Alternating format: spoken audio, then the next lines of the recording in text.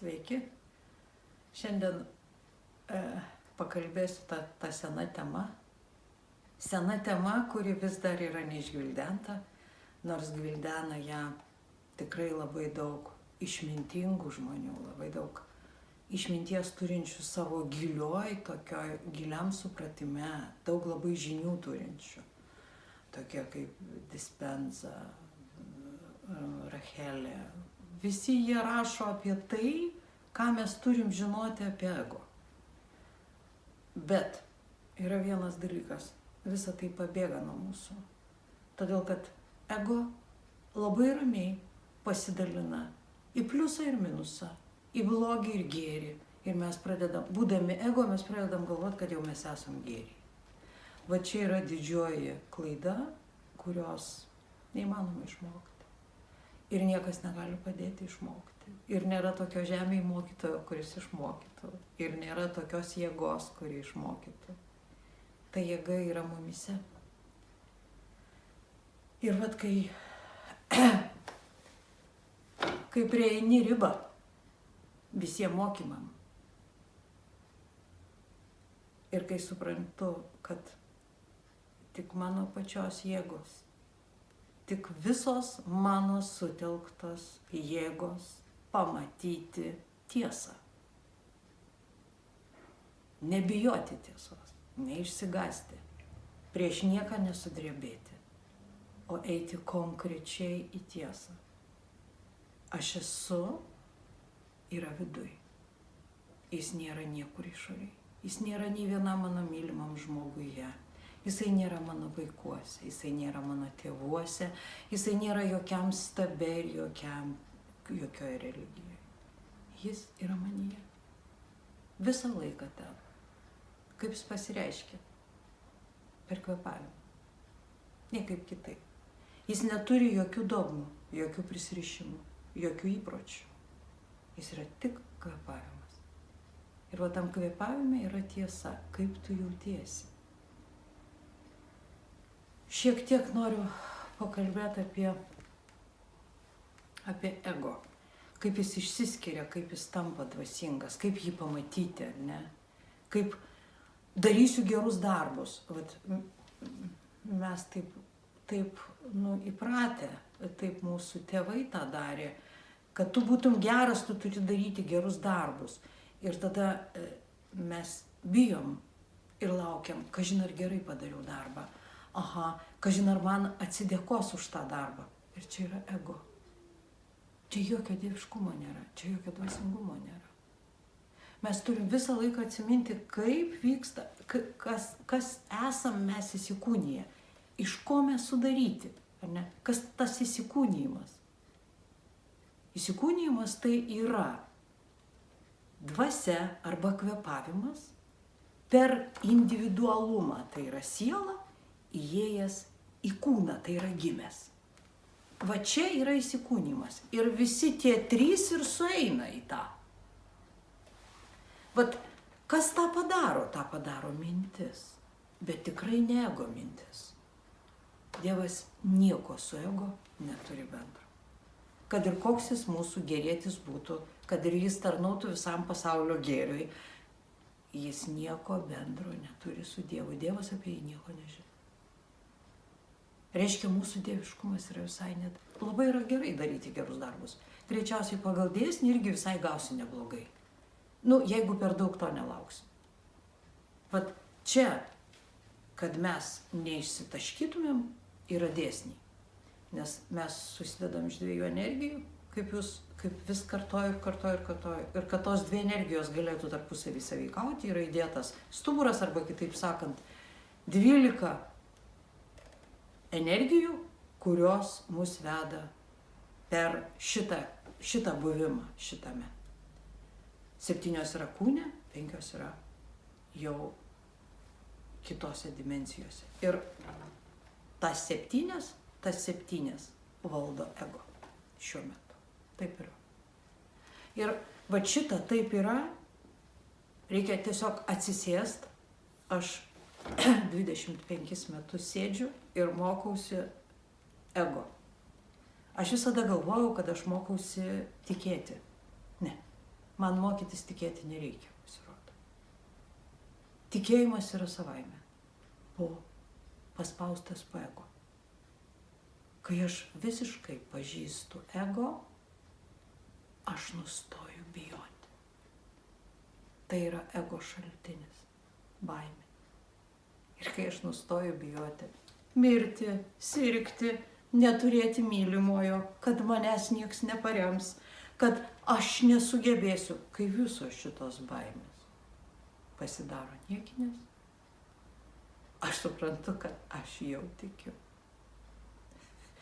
Vat tik tada tai ateina. To gali reikėti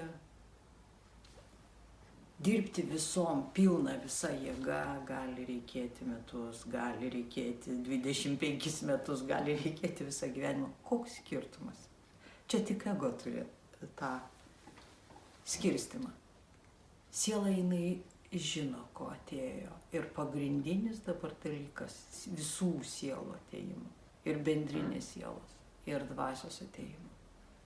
Išmokti pagaliau pažinti savyje Dievą.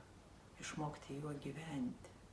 Taip pasitikėti ir taip tikėti, kad jis vadovautų.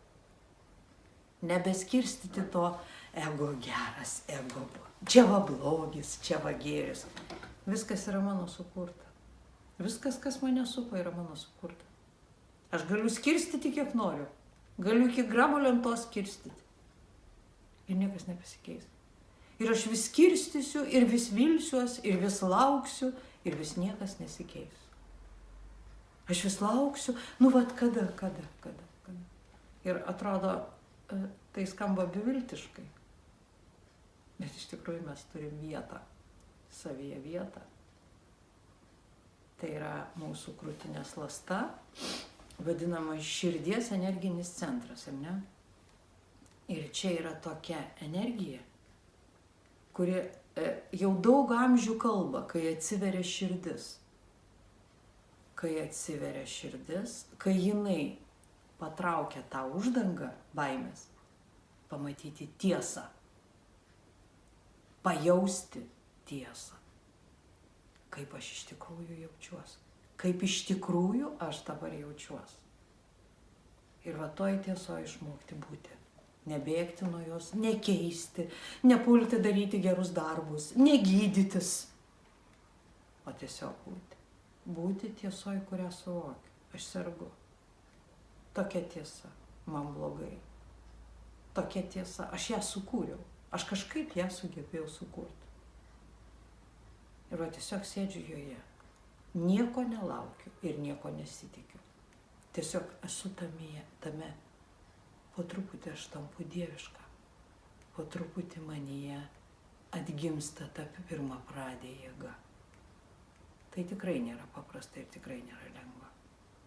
Dažniausiai mes akimirkas tokias pajuntam. Akimirkas. Toks tarsi pabudimas įvyksta. O jo, taip, tai čia tiesa. Nes jinai tarsi atliepia kažką manyje.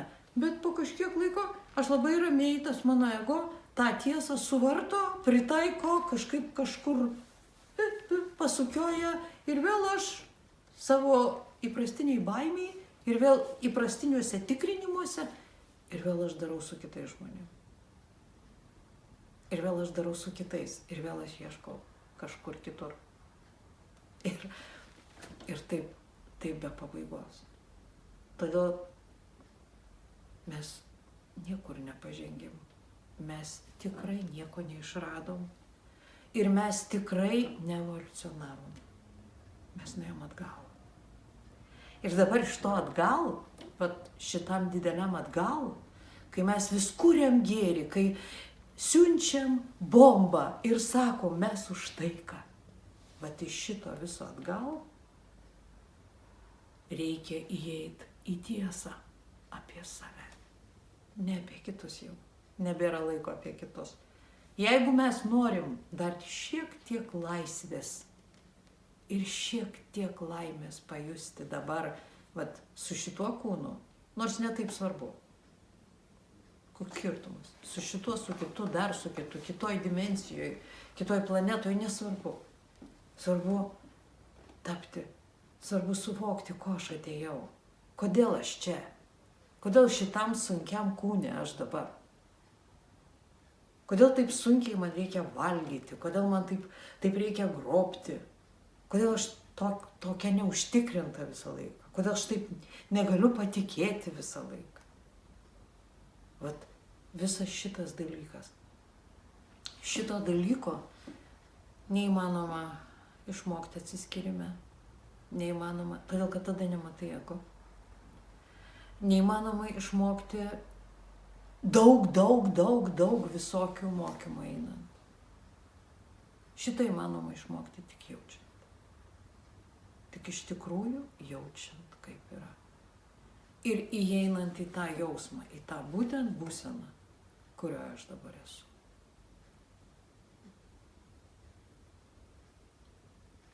Ir tada ateina tas. Sėdit būsenai ir ateina Dievas. Kaip ten Kulikauskas rašė. Štai vieškeliu ateina Dievas, nuo rūpesčių visas sulinkęs. Tai tas Dievas nebūna sulinkęs. Tiesiog tai yra laisvė.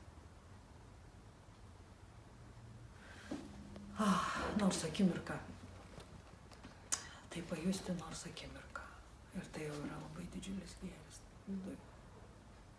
Tada visas ego, visos prašmatnybės.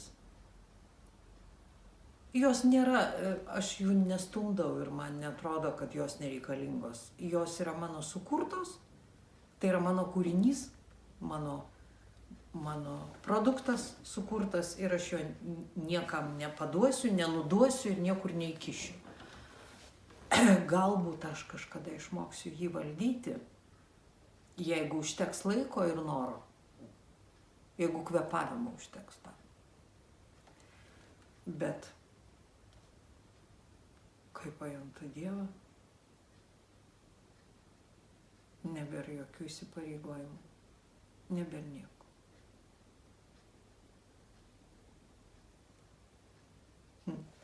Dabar galvoju, kaip kokia gera žinia, kokia ta geroji žinia. Geroji žinia, kad būnant šalia kito, su kitu ego, dabar mes būnam visada vieni su kitu ego, imasi jis matytis, tas kito ego. Mūsų egiui labai patinka matyti kito ego, ypač tuos jo visokius norus įtikti, dar mes labai gerai jaučiam su mūsų ego, nes jis gali kritikuoti, neva save iškeldamas. Bet iš tikrųjų, jeigu tuo metu užteks Marijos, rimtai sakau, pamatyti, kad tą galiu aš matyti, tą pažinti galiu tik pats turėdamas. Tada jūs jau laimėjote. Tai šitam reikia grupės. Mes turim 2 grupės. Ir jose jau daug laiko mes tą darom, įvairiais būdais, pačiais įvairiausiais būdais aš bandau apžaisti ego.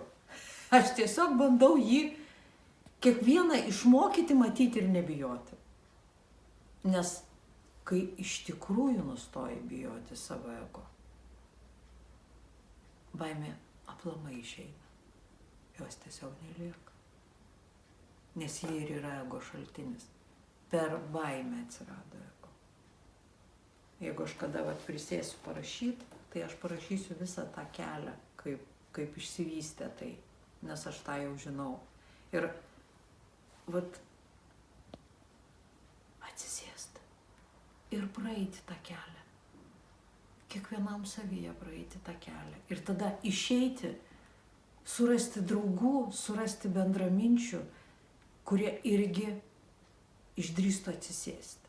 Tai yra mano laisvės kėdė. Tai pirmyn visi. Iki.